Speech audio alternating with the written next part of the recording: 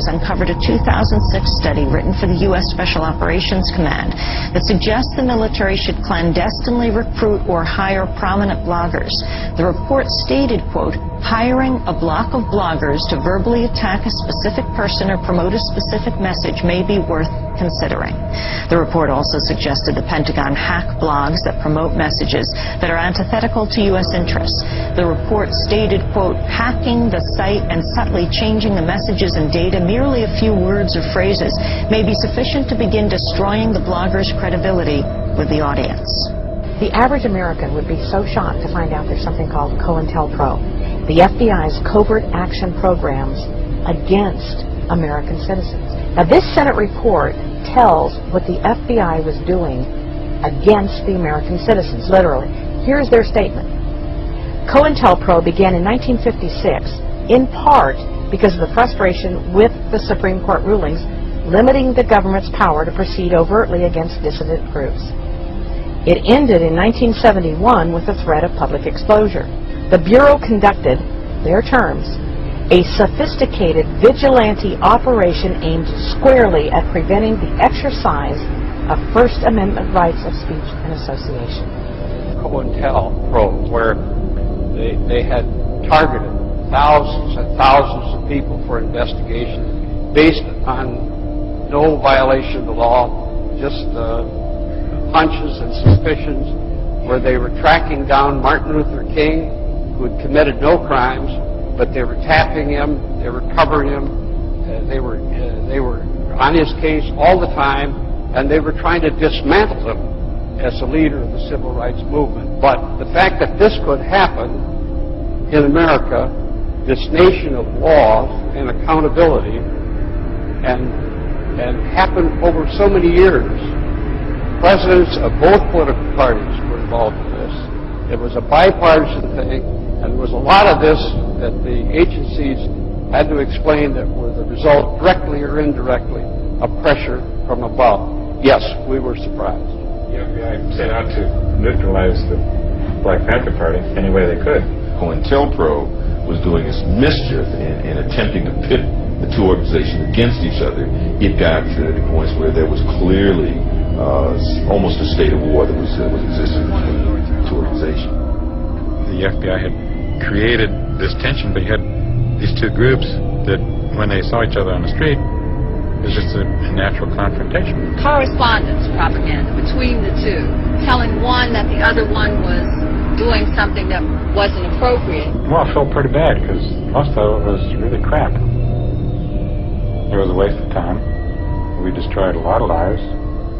And I always deny that, but City Police Department had infiltrated the Panther 21, and the highly publicized, highly touted trial of 21 members of the Panther Party for allegedly plotting to blow up department stores turned out to be a total hype, entire harassment, entrapment by the FBI, where it was revealed that FBI agents had infiltrated the Panthers, and the people behind any ideas of a plot to blow up anything were all government agents. It's been revealed that incendiary blogger and radio host Hal Turner was an FBI informant and agent provocateur. Turner is being charged with making death threats against Connecticut legislators and Illinois judges, and he has to claim that his actions were legal because he did the same when employed by the FBI. Prosecutors have acknowledged that Turner was an informant who spied on radical right-wing organizations. But Turner went much further than spying. He also called for former Congresswoman Cynthia McKinney to be lynched. McKinney responded to the news saying, quote, "It has just now come to my attention that a journalist who suggested that I be lynched was actually being paid by our own government to say that. Now, when I reported it to the FBI, how in the world was I to know that he was at that time on the FBI's payroll?" A prominent Austin-based activist named Brandon Darby has revealed he worked as an FBI informant in the 18 months leading up to the Republican convention. Brandon was obviously living a double life, so the discord and aggression and violence and abuse are real. I experienced it personally. But we know that he has showed up at every important organization in this area.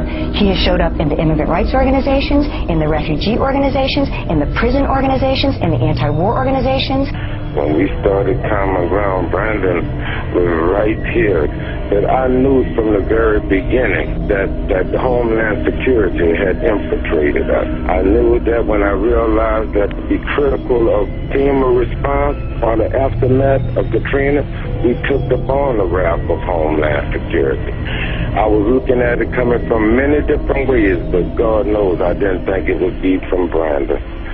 Big cleanup is underway after another riot broke out last night during a protest against police brutality. Any message organizers had was quickly lost amid the damage and debris that put the actions of some protesters, not the police, in the spotlight. Protest organizers called people to the streets to complain about police brutality. 221 people were arrested. They're blaming police for provoking the protesters and then going overboard. Police make massive arrests for nothing, this man says. Instead of targeting the main people, they grab everyone.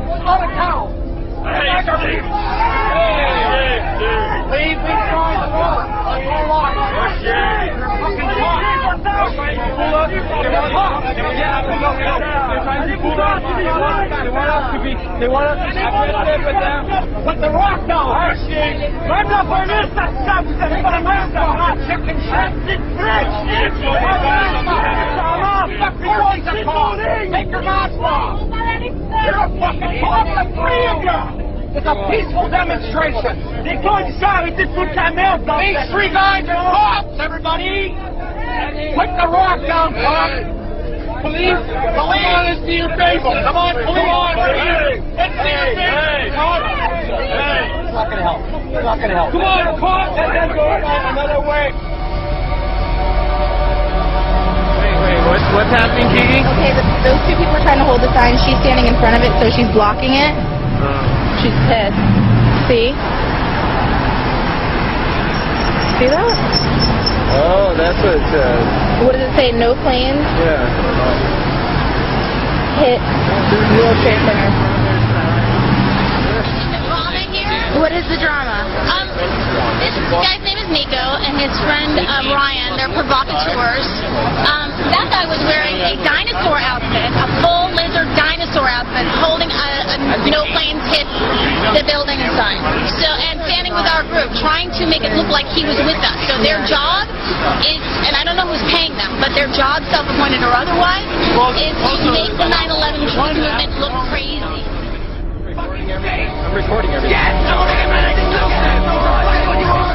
you know how much fucking supper exhibit we got? Easy, man. You fucking touch me? Fucking touch me!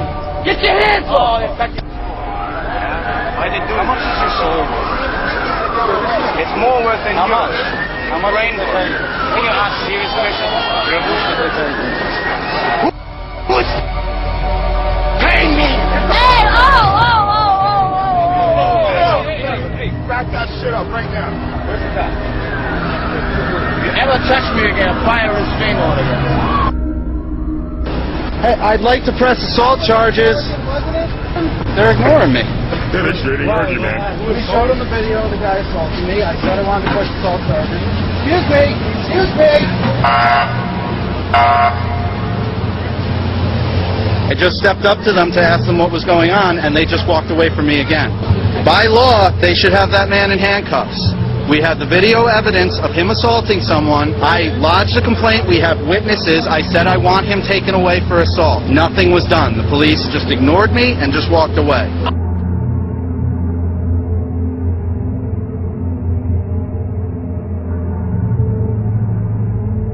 Sources in America from the State Department and the CIA have confirmed that payments were made to a group in Libya that was associated with Osama bin Laden. No, your inalienable rights come from God, and no one can force you to contract into the laws of England or the laws of Britain. You only have one allegiance, and that is to God and His chosen one. And I am, of course, that chosen one. I am the Lord Jesus Christ, and I now welcome you to the end times.